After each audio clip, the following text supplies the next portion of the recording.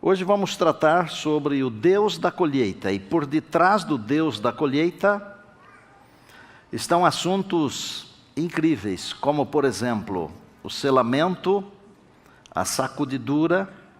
Vou dar uma pinceladinha rápida, mas rápida mesmo, na chuva serôdia, ou na chuva temporã e na chuva serôdia, mas vou focalizar mais o selamento e a sacudidura. E eu queria, ao introduzir o assunto, dizer o seguinte: não é para ficar com medo, mesmo porque jamais alguém irá para o céu por medo. A Bíblia não ensina isso. A Bíblia ensina que nós iremos para o céu porque nós cremos em Jesus. Não é preciso ter medo, não é preciso temer. E nós vamos descobrir isso na Bíblia, a palavra de Deus. Os filhos e as filhas de Deus são selados pelo Espírito Santo de Deus. É o Espírito Santo de Deus quem sela os filhos e as filhas de Deus. Só serão selados aqueles que terão recebido já a chuva serôdia, ou estarão recebendo a chuva serôdia porque receberam antes a chuva temporã.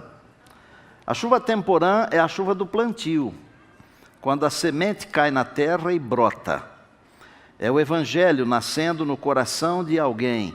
É a mensagem de salvação brotando, vicejando, mas na hora da produção, de encher o grão, vem a chuva mais abundante, que a Bíblia chama de chuva serôdia. O que é isso? É uma porção grandiosa do Espírito para testemunhar com poder.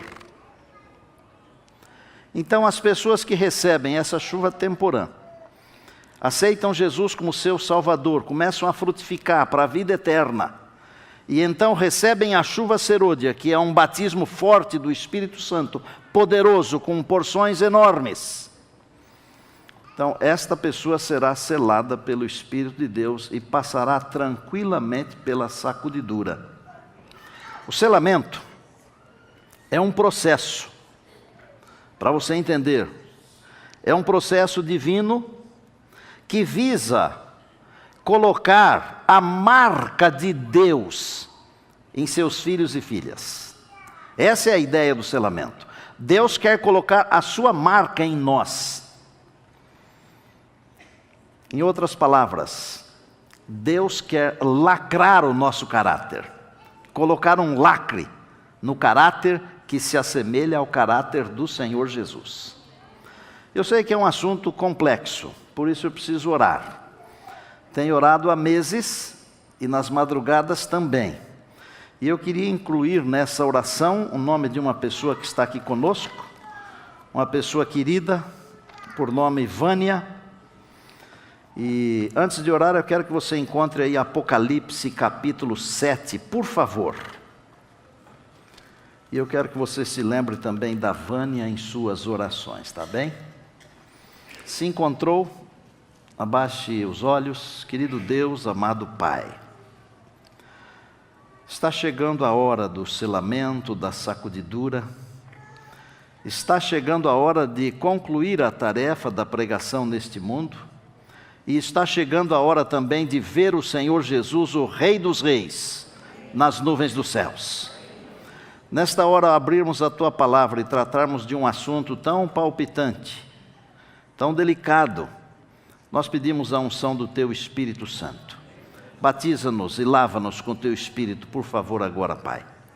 E permita que nesta hora, este templo, e também em todo lugar onde estiver alguém nos acompanhando pela internet, a influência benfazeja dos anjos de Deus, essa influência traga paz e compreensão, e conforto ao coração. Um pedido especial pela irmã Vânia. Abençoa grandemente nesta hora. Nós oramos agradecidos em nome de Jesus, amém. Eu vou ler uns poucos versos aqui do capítulo 7. Começo com o primeiro. Depois disto, daquilo que vem no capítulo 6, que são os vários selos, até o 6º. Depois disto vi 4 anjos em pé nos 4 cantos da terra, conservando seguros os 4 ventos da terra. para que nenhum vento soprasse sobre a terra, nem sobre o mar, nem sobre árvore alguma. Vi outro anjo que subia do nascente do sol, tendo o selo do Deus vivo, e clamou em grande voz aos 4 anjos, aqueles aos quais fora dado fazer dano à terra e ao mar, dizendo: não danifiqueis nem a terra, nem o mar, nem as árvores, até selarmos na fronte os servos do nosso Deus. Então ouvi o número dos que foram selados, que era de 144.000 de todas as tribos dos filhos de Israel. É um texto profético, é importante. Não tenho tempo aqui de falar sobre os 144.000 hoje, porque o nosso assunto tem a ver especificamente com o selamento. Quais são os grandes objetivos de Deus com o selamento? E antes de explicar isso, eu vou dizer o seguinte: muito da nossa indolência espiritual é falta de conhecimento. Gravou o que eu falei ou não? Eu vou repetir. Muito da nossa indolência espiritual é falta de conhecimento. Porque, amados e amadas, se nós conhecêssemos o tempo no qual nós estamos vivendo, nós não seríamos indolentes. Nós estamos vivendo os últimos momentos da história desse mundo aqui. Nunca se viu tanta podridão, tanta desgraça ao mesmo tempo, tanta corrupção.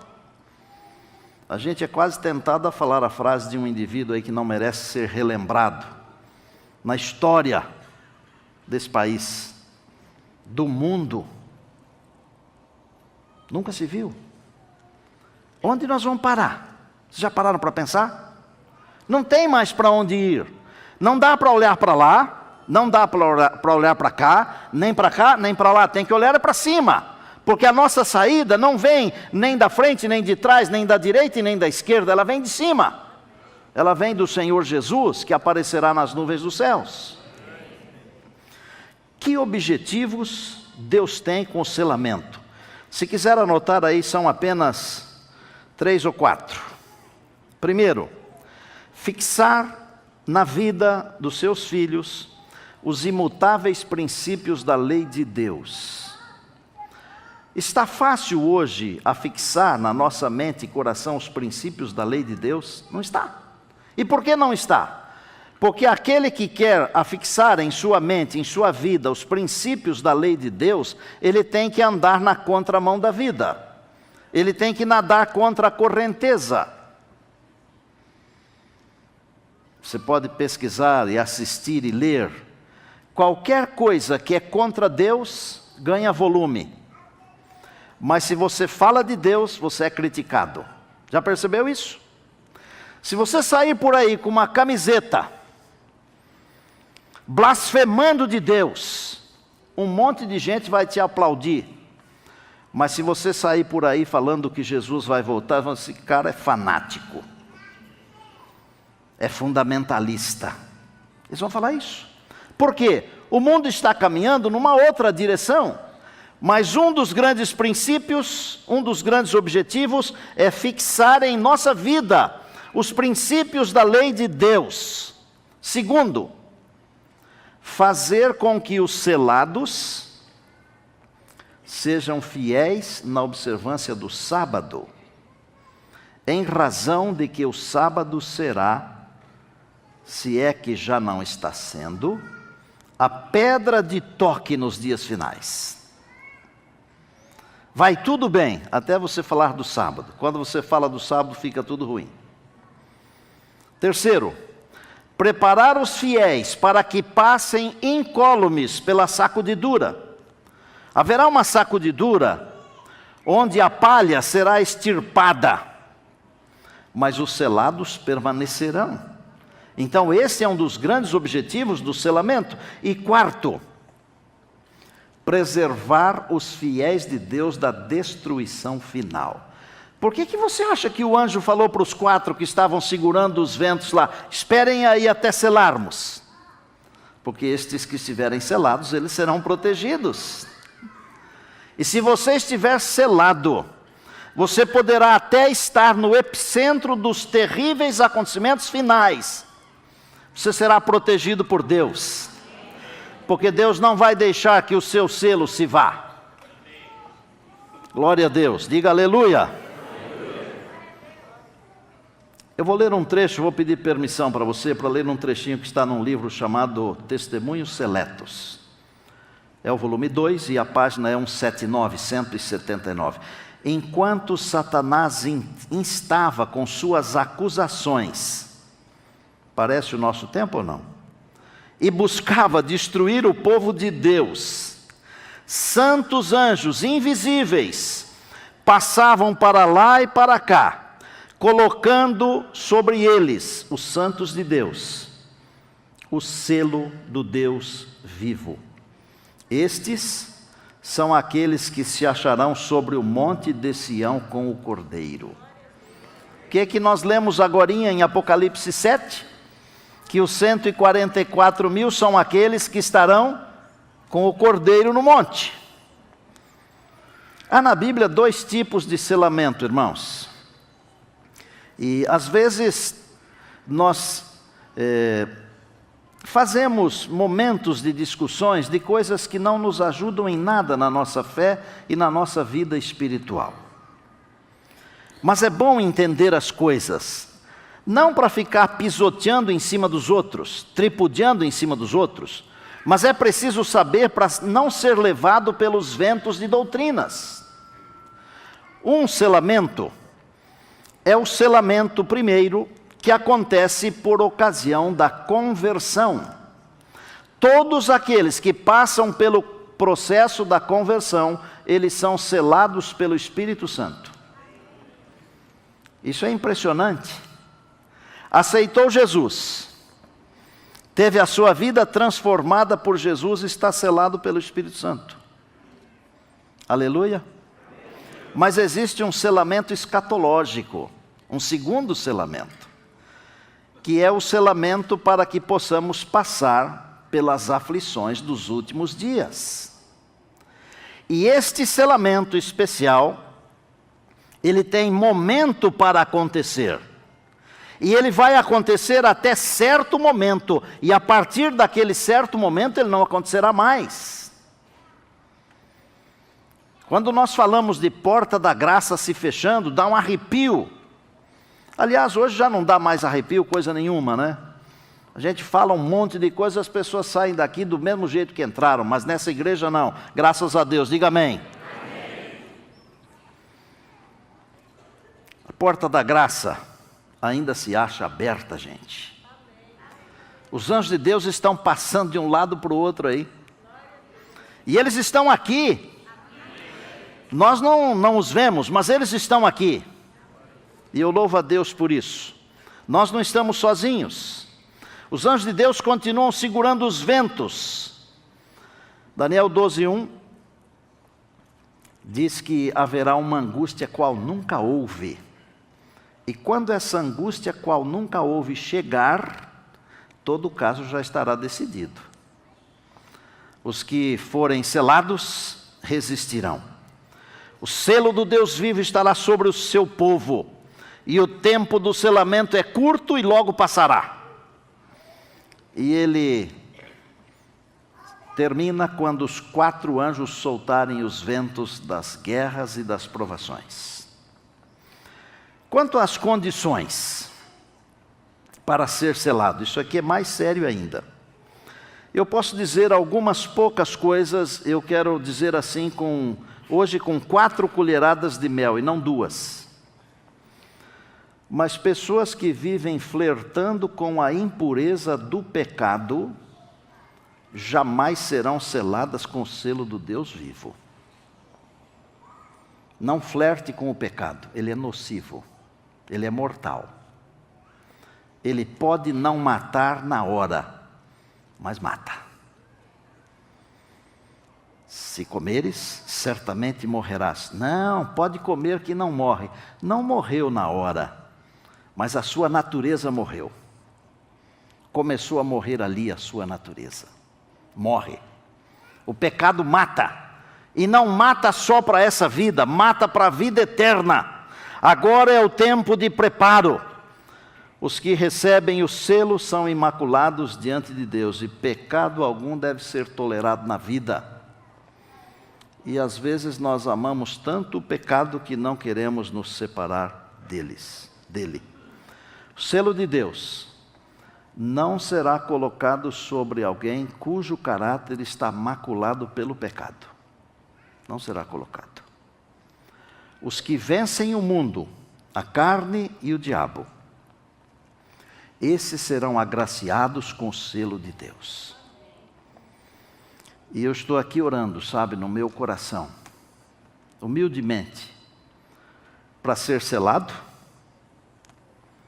e para que Deus sele a minha igreja, você, minha família.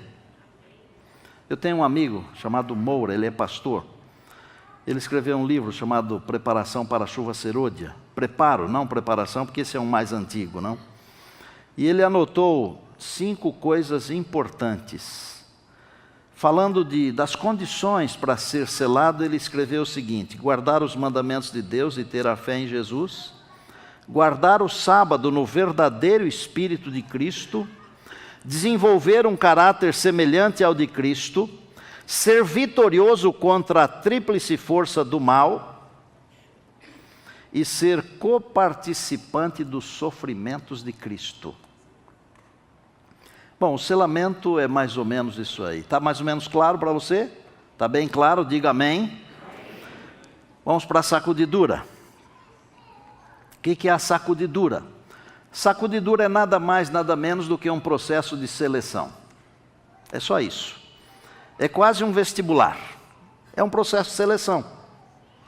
Ela virá, escute, ela virá assim que os filhos e as filhas de Deus estiverem selados. Por que a sacudidura vem depois do selamento? Para que aqueles que estão selados, eles possam continuar firmes. Porque se ela viesse antes do selamento, até aqueles que seriam selados, eles poderiam balançar e cair. Eu quero ler um texto para vocês. Amós capítulo 9. E eu disse a princípio que não era para ficar com medo, lembra? Amós, dos profetas menores. É um livro pequeno. Depois de Daniel, de Joel, Amós, capítulo 9, verso 9 apenas. Aqui tem uma mensagem e tem uma promessa. Quando Jesus disse, examinais as Escrituras, ele estava falando também disso aqui. Veja o que diz o texto, 9:9. Porque eis que darei ordens e sacudirei a casa de Israel entre todas as nações, assim como se sacode o trigo no crivo. Quem é que vai ser sacudido? Que casa? O Israel. O Israel de hoje somos nós, você e eu, a igreja de Deus. A casa de Israel será sacudida. Olha a promessa no finalzinho do verso. Sem que caia na terra, quantos grãos? Nenhum. Deus vai enviar uma sacudidura sobre a casa de Israel, sobre a igreja de Deus, sua igreja. Mas nenhum grão cheio vai cair da peneira. Os que me acompanham, que leem meus livros, veem meus sermões, vocês sabem que eu sou da lavoura, da roça. E é muito fácil para alguém que trabalha na lavoura entender o que é sacudidura. Quando você colhe qualquer tipo de mantimento, eu vou explicar com feijão, por exemplo. Você planta o feijão, ele produz, quando seca, você arranca, leva para um lugar, às vezes assim, ladrilhado, e bate o feijão, tem um instrumento que eles chamam de cambão, em outros lugares chamam de outra coisa. Você tira a palha grossa, mas fica misturada ao grão a palha fina. Você coloca aquilo tudo numa peneira, sacode bastante, tudo que é mais fininho já escapa pelos vãos da peneira. mas algumas coisas ainda ficam misturadas entre os grãos. E o vento vai passando e com a peneira você vai jogando aqueles grãos para cima e o vento vai levando a palha embora. E se o agricultor ele é bem treinado, ele não derruba da peneira nenhum grão. Nenhum. O meu pai fazia isso. Eu lembro muito bem. Eu derrubava, porque era aprendiz. Aprendiz é assim. Todo mundo tem que aprender um dia. E uma coisa que nós precisamos aprender é sobre a salvação. Deus não manda essas mensagens para a gente ficar com medo. Veja, no mesmo verso que ele fala que vai sacudir a sua casa, ele diz assim, mas nenhum grão vai cair no chão, nenhum. Se o grão estiver cheio, ele não cai, porque o vento não leva embora. Mas tem que estar cheio do Espírito Santo, tem que estar selado. Amados, se eu tivesse que definir o que é sacudidura, eu diria apenas que é um processo de seleção e apostasia, nada mais. Então é assim, não dá para eu ficar olhando para você e você ficar olhando para mim. Um fica olhando para o outro fica olhando por um. Quem é que vai cair? Quem é que vai ficar em pé? Isso aqui não é política. Porque ontem à noite estava todo mundo querendo saber quem continuou, quem não continuou. Vocês lembram disso? Isso aqui é salvação. Nós não podemos torcer contra o outro. Nós temos que ajudar o outro. Nós temos que ser ajudados. Juntos nós somos mais poderosos, mais fortes. Há certas coisas na escatologia que são para todos os povos, irmãos.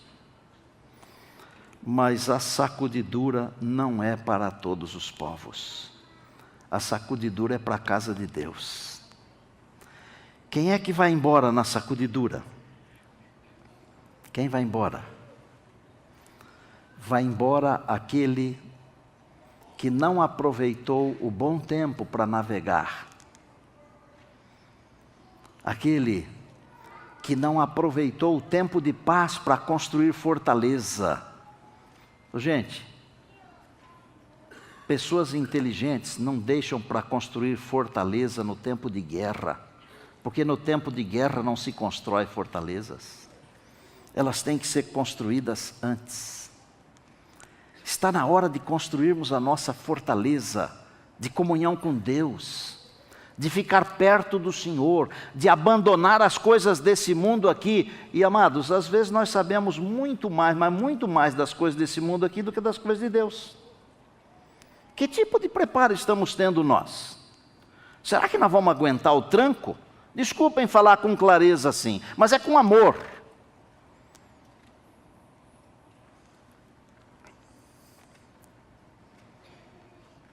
Eu tenho em casa um cartãozinho. De vez em quando eu dou uma olhadinha nele, porque eu escrevi assim, com a letra bonita. Fiz um sacrifício tremendo para escrever com letra bonita. Porque às vezes nem eu sei o que eu escrevi. É verdade. Mari sabe disso muito bem, né, Marinha? Eu tinha uma secretária que sabia, viu, pastor Conde, quando estava na Voz da Profecia. Naquele tempo a gente não tinha celular para fazer os resumos, às vezes pegava um guardanapo e fazia um resumo de uma ideia, aí quando chegava no escritório não sabia o que tinha escrito. Mas a minha secretária, ela batia os olhos assim e falava, num instante, tá tudo certo. Lia melhor do que farmacêutico, viu? Mas esse trechinho de um livro pelo qual eu sou apaixonado, o livro O Desejado, na página 476, Satanás vê que seu tempo é curto, ele coloca em operação todas as suas forças, a fim de os homens serem enganados. Vá contando os verbos aí comigo. A fim de os homens serem enganados, seduzidos, ocupados e enlaçados, até que o dia de graça se haja findado e a porta da misericórdia esteja para sempre fechada. O que é que Satanás está fazendo conosco? Está nos enganando, nos seduzindo, nos ocupando e nos enlaçando. Invista na sua família. Não deixe o inimigo tirar o seu tempo para ficar com a família, para você fazer outra coisa, não. Depois de Deus, a primeira prioridade de uma pessoa é sua família. Depois vem o trabalho e as outras coisas.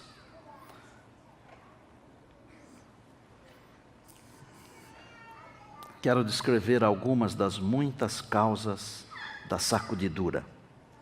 Eu gostaria que você captasse pelo menos assim com muita força essa primeira aqui.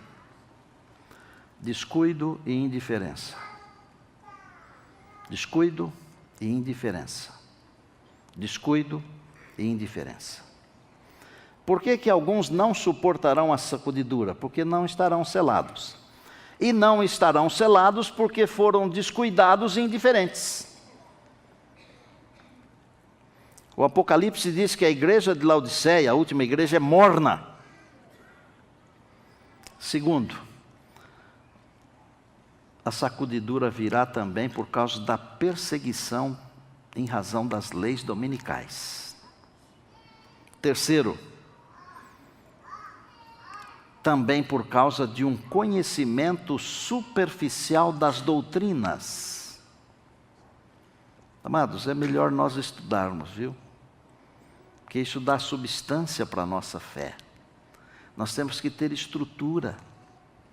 Olha, quando você vê um navio lá no mar, ele é enorme, mas você não vê quanto ele tem afundado dentro d'água. Eles chamam de lastro aquilo lá. É o casco do navio. É muito que está afundado para poder suportar aquele peso, aquele mundo de containers em cima do navio. A nossa vida espiritual, ela tem que ter um lastro para suportar. E último, ignorância quanto ao poder de Satanás. Às vezes nós achamos que ele não tem poder. É claro que o poder dele é muito menor do que o poder do Senhor Jesus. Porque Jesus o venceu em todos os aspectos, em todos os lugares, em todas as circunstâncias. Mas ele é um anjo, caído, mas é um anjo. Quer ver algumas das palavras dele? Está no livro Testemunhos para Ministros 4:7-5. Terei no terreno, diz o enganador, como meus agentes, homens que mantenham falsas doutrinas misturadas com suficientes verdades para enganar as almas. Também terei presentes pessoas incrédulas que expressarão dúvidas quanto às mensagens de advertências do Senhor para a sua igreja. Lê-se o povo e cresce nessas admoestações, diz Satanás, e poucas chances teríamos de vencê-los.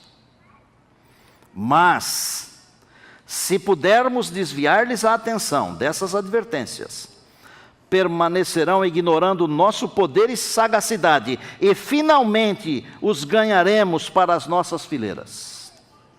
É o inimigo falando. Eu vou concluir. Vou concluir dizendo o seguinte: texto bíblico que traz ao meu coração muita paz, muita tranquilidade, muita segurança, está em Isaías, e eu quero que você acompanhe comigo. Capítulo 43 do profeta Isaías. É curtinho. 43.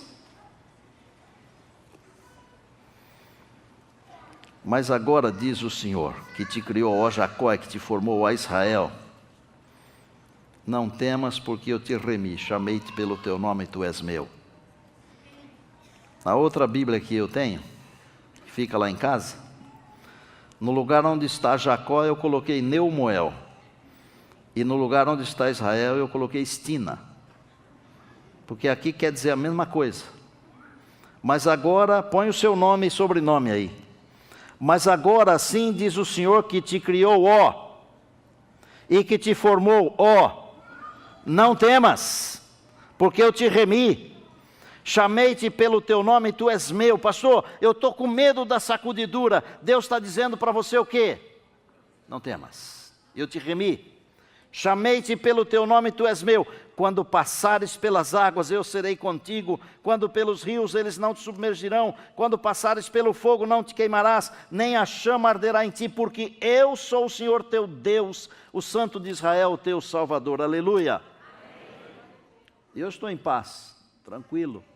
E eu quero que você esteja em paz, porque a promessa de Deus é para não temer, mas é preciso saber as coisas. Amém? Disse que um dos problemas porque muitos não suportarão e cairão na sacudidura, eu disse que é indolência e indiferença. Vocês lembram disso? Que eu pedi para gravarem isso aí? Como que a gente acaba com a indolência? Como que a gente acaba com essa falta de vontade de servir ao Senhor? Como é que a gente acaba com esse descuido, com essa indiferença? Um dia desse eu conversei com um médico e ele está tratando uma pessoa e ele disse que deu um remédio para a pessoa. E eu perguntei se eu poderia saber que remédio foi que ele ministrou. Ele disse, não, é um remédio muito simples. E eu pedi para ela se envolver em alguma coisa. É um remédio muito simples, né? Se envolve em alguma coisa. Eu disse, mas e o que o senhor deu para ela tomar? Não, só isso aí. Aí eu fiquei pensando, aquele que se envolve com as coisas de Deus, com as coisas da igreja, ele não tem tempo de ficar atrás das coisas desse mundo aqui. Então, quer ficar firme com Deus? Se envolva com as coisas de Deus. E eu conheço tanta gente nesse mundo, nesse Brasil, que se envolve com as coisas de Deus e que deixa até de fazer as suas próprias coisas para fazer as coisas de Deus, porque ama tanto as coisas de Deus que não consegue parar. Todo dia a gente tem contado a história de alguém aqui, né? Eu vou contar a história de um camarada que não consegue ficar parado. Ele vê alguém, ele quer salvar, quer levar para Jesus. E ele tem um jeito muito exótico de salvar pessoas. Eu vou contar um trechinho de uma história dele, só um trechinho, do meu jeito.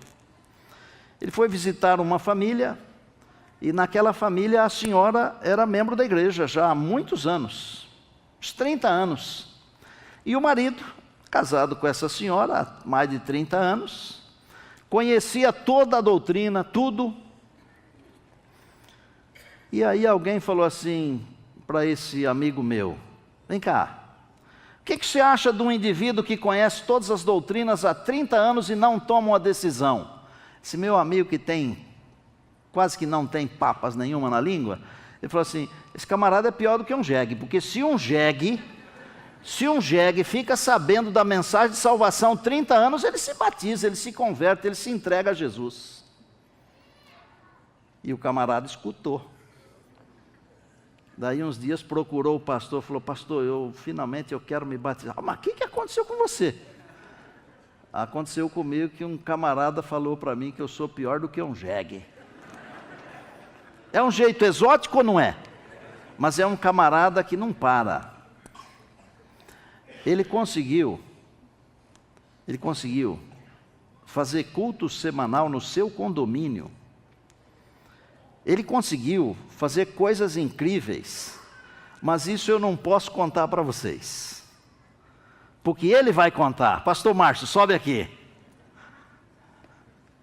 Recebam ele com carinho, gente. Você e Dona Maria Helena estavam chegando de Manaus? Nós trabalhávamos em Manaus, era departamental de publicações e mordomia lá na União Noroeste. E aí vocês mudaram para... Aí viemos transferidos para Juazeiro da Bahia. Na Bahia. Terra boa, quente, muita muriçoca. À margem do São Francisco. Margem do Rio São Francisco. Do lado de Petrolina. Do lado de Petrolina. Amiga do Pernambuco, os dois se dão muito bem. Dão muito bem. Enquanto estão calados. Como é que aconteceu a história lá com o síndico lá do seu condomínio? O que ele fazia? Quando nós chegamos no condomínio, o síndico, durante terça, quarta e quinta, ele tirava esses dias só para beber. E tomava aquelas cervejinhas chamada piriquete, que eles chamam lá. Aquilo ela tomava assim, que enchia de mesa, assim, depois ele enfiava tudo dentro das caixas lá, não sei onde é que botava, e enchia outra mesa lá, tudo de garrafa vazia. E eu ficava triste, porque ele tinha 37, 38 anos, ele, a esposa, mais um funcionário da Caixa Econômica, vizinho meu da frente, e mais a esposa dele, aquilo passava o dia lá bebendo. Eu disse, mas como é que aguenta? E o que você fez? Aí eu comecei a orar por eles, eu e ela, e vamos orar. Dizer assim, mas ali eu acho que não tem jeito sim. Vamos orar porque o Espírito Santo dá jeito. E continuamos oramos 4 meses. Aí minha esposa disse, tio, eu vou fazer umas esfirras. Aí fez umas esfirras de palmito e pendurava na porta da casa deles. Eles comiam, não sabiam de onde é que vinha aquilo, e achavam delicioso. E aí ela começou a fazer uns pães, e colocou lá aqueles pães, e ele não sabia de onde vinha. Certo dia, o presidente do campo, pastor Cleito, passou lá, em casa, e disse, Márcio, eu vou fazer o culto de pôr do sol aí contigo. Aí veio ele de Gerlinha, a esposa dele, aí fizemos o culto de pôr do sol. Aí, a hora que ele foi embora, já eram as 8 e pouco da noite, 9 horas, aí eu acompanhei ele até o portão, e lá abri o portão, tudo mais, e eu e a minha esposa íamos voltando, e a segunda casa ali era do síndico, e eles estavam lá bebendo. Mesa cheia de cerveja e mais não sei para onde, pelo chão, os 4. Aí ele me chamou, disse, Márcio, vem cá. E todo sábado, quando eu vinha do culto, eles estavam lá fazendo churrasco, carne de porco e cerveja, e me convidavam, eu dava um abraço neles, não, aí eu vou almoçar em casa. E agora, naquele dia, me chamou de novo. A sua esposa foi junto ou ela? Não, minha esposa caiu fora, porque ela já sabe que coisa ia pegar. E ela tem medo que eu vou apanhar. Aí, ela caiu fora e eu fui. Disse, rapaz, não tem medo. Aí que a coisa é feia. E eu fui. Só que eu não sabia que o rapaz, esse rapaz, tinha 3 12. Sabe o que é 12? Sim. Aqui é a espingarda 12. Perfeitamente. Aquela, até de cano duplo. Olho preto, é essa mesmo. Ele tinha 3. E eu não sabia. Eu não tenho nenhuma. Não, eu também não. Espingarda que eu tenho é essa. E atira bem, viu? A minha está ali, ó. Não, tem que atirar. Aí eu cheguei lá, olhei para ele, disse assim, quer tomar uma cervejinha aí? Eu disse, rapaz, eu vou te dizer uma coisa. Olha que eu conheço esse Nordeste inteirinho. E eu nunca vi um jegue com focinho vermelho, como vocês 4 aí dentro, por estar tomando cerveja. Você chamou o camarada de jegue? Eu chamei de jegue. Eu disse que eu nunca tinha visto um jegue com focinho vermelho, como eles estavam com o nariz vermelho, de tanto tomar cerveja. E aí eu esperei o copo da cabeça, e a garrafa também. Aí eu fui vir para onde eu ia sair, né? Aí ele pegou assim, olhou para mim, ficou sério, mas muito sério mesmo, brabo. Disse, olha, 2 coisas que eu odeio na vida. É padre homossexual e pastor ladrão. Aí eu disse, agora é a hora que eu apanhei. Eu disse, sim, daí? Aí ele ia dizer mais alguma coisa, mas me encarou, eu acho que o Espírito Santo deu um toquezinho, né? Acho não, eu tenho certeza, e foi forte. Amenizou, Ele né? foi forte, deu uma amenizada. Ele olhou para mim e disse, mas o senhor não é pastor não, né? Eu disse, eu sou um pastor da Igreja Adventista do 7º dia. Ah, pastor, olha, pastor, sabe? Eu disse para minha mulher, se tem uma coisa que eu queria ser na vida, era um crente igual o senhor. Aí, nessa hora que quase caiu duro, fui eu. Aí ele olhou para mim, me encarou e disse assim, pastor, tem como o senhor fazer um culto por semana aqui dentro do condomínio? Eu disse, eu não estou acreditando. Agora quem não acredita mais sou eu. Eu disse, mas peraí, não é porque tu está bêbado agora que tu está me pedindo isso não, né? Porque amanhã, no domingo, eu vou aqui, incrustar na tua cabeça aqui dentro, porque você prometeu. Ele olhou para mim e disse assim, pastor, não estou bêbado não. Tem como o senhor fazer um culto por semana aqui dentro? Claro que tem. E sexta-feira à noite ainda, porque daí era o dia que eles bebiam, né? Aí pelo menos aí, aquela noite... livra um dia, pelo menos. Pelo menos um dia eu livraria o couro deles. Aí eles iam para beber e não bebiam mais. E foram parando de beber. Eu comecei. Primeiro o culto, e depois entrei no Apocalipse, pegava as orelhas deles assim, e qualquer coisinha eu dizia assim, rapaz, o jegue já teria se convertido. E fui daquele jeito. Até que, de repente, ele disse assim, pastor, eu quero me batizar. Você não acredita? Eu não acredito. Aí eu quero que o senhor vá lá fazer o batismo, claro, com todo prazer. Aí batizei ele, batizei ela, e depois batizei a outra família. O Jean, a esposa dele e as 2 filhinhas. Foram 6 batismos ali dentro. E hoje ele é o meu companheiro para dar estudo bíblico. Irmãos, pastor Márcio.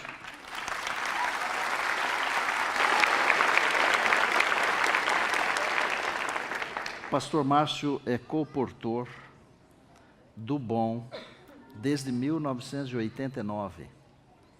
Agora ele já está jubilado, mas ele continua ativo. E ele já levou aos pés do Senhor Jesus algumas centenas de almas. Sabe por quê? Não tem indolência.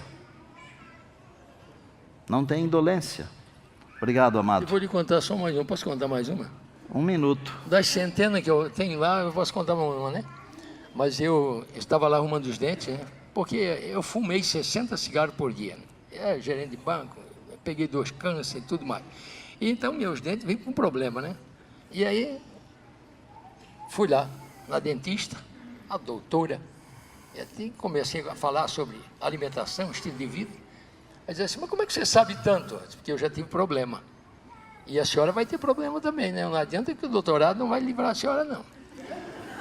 Aí ela começou a falar sobre, pois é, como é que você conhece bastante? Eu não sei, e ela também conhece. Claro. PhD.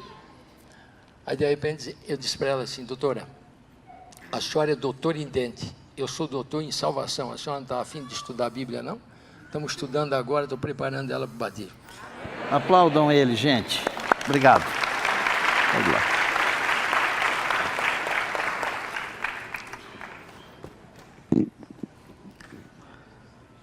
O remédio é: comece a fazer alguma coisa. Se envolva com as coisas de Deus, com a igreja de Deus, com as coisas da Bíblia. Nós estamos vivendo num tempo onde se gasta tanto tempo assistindo séries. Esses dias atrás eu vi um videozinho de um pastor que fez sermões baseado em séries. E eu fiquei quase doente. Quase doente. Pelo amor do Senhor Jesus. As nossas séries estão aqui. As nossas histórias estão aqui. A nossa história pessoal está aqui. E a nossa salvação está aqui. Arautos, me ajudem aqui a terminar, por favor. Meu convite hoje não é grandão para todo mundo. É pequenininho e para alguns poucos que querem sair da mornidão e se envolver com as coisas de Deus. Para poucos que querem, a partir de hoje, deixar o conforto, sair da zona de conforto, começar a estudar a Bíblia com alguém, ser mais fiel nos dízimos, nas ofertas, ser mais fiel aos cultos, ser mais fiel aos mandamentos de Deus, ser mais amigo de Jesus. E se você é essa pessoa que está precisando de tudo isso e muito mais, tenha a coragem de se levantar e enquanto eles estiverem cantando, diga para Deus que você quer isso. Deus vai abençoar você.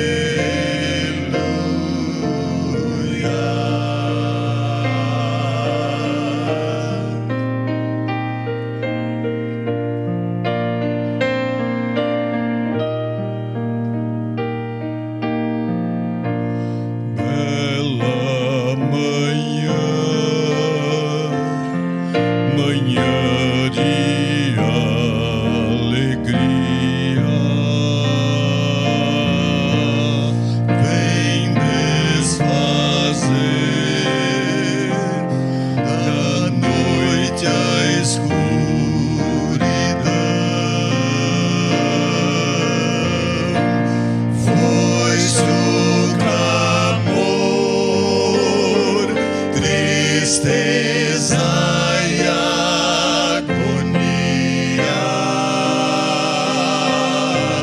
e rompe o dia da salvação.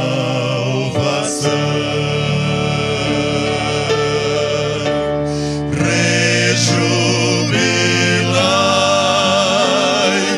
cantai em aleluia,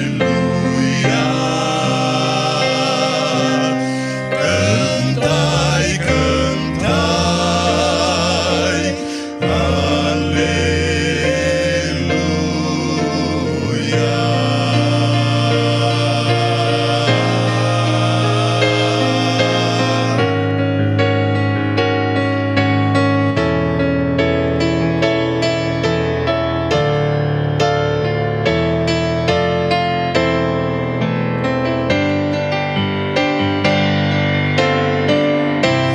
Não mais temor, não mais tribulação,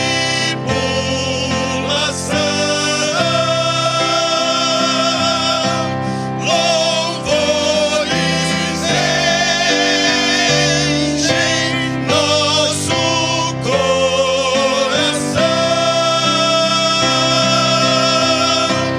Ó, festejai no dia nova luz, saudai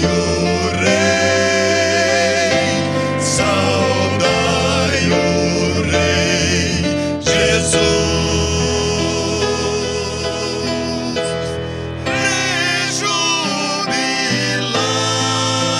Rejubilai, cantai em aleluia, cantai, cantai,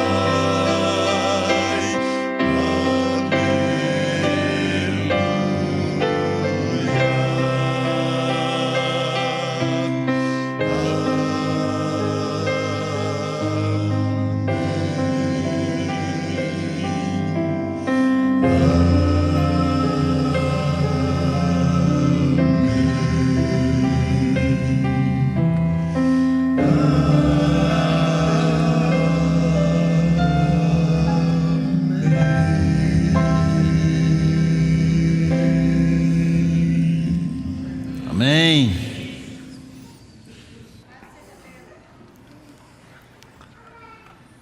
Essa bela manhã, muito em breve vai raiar. Isto quer dizer uma coisa: que nós estamos vivendo a noite. Se prepare, por favor. Se aproxime de Deus.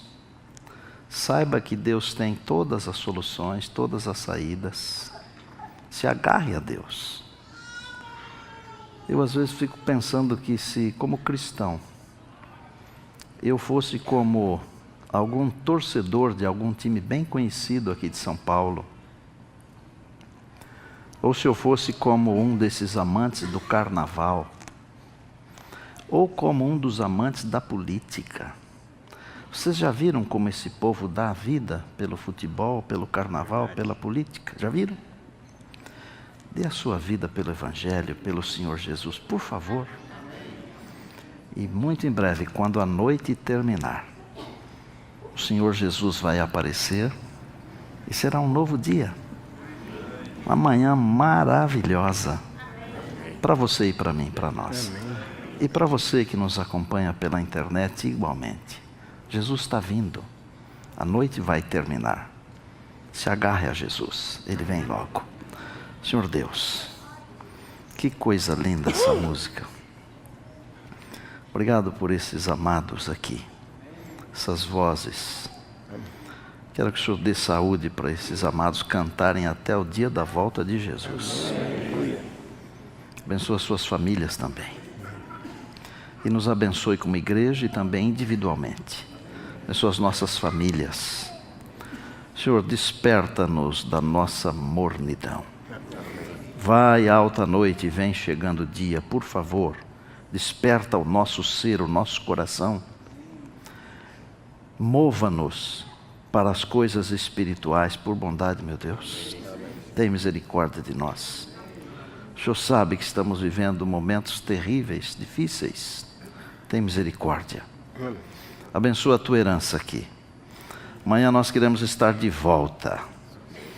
Já estamos te louvando pelas bênçãos que já estamos recebendo. Mas sabemos que o Senhor tem muito mais ainda. Oramos em Jesus, amém.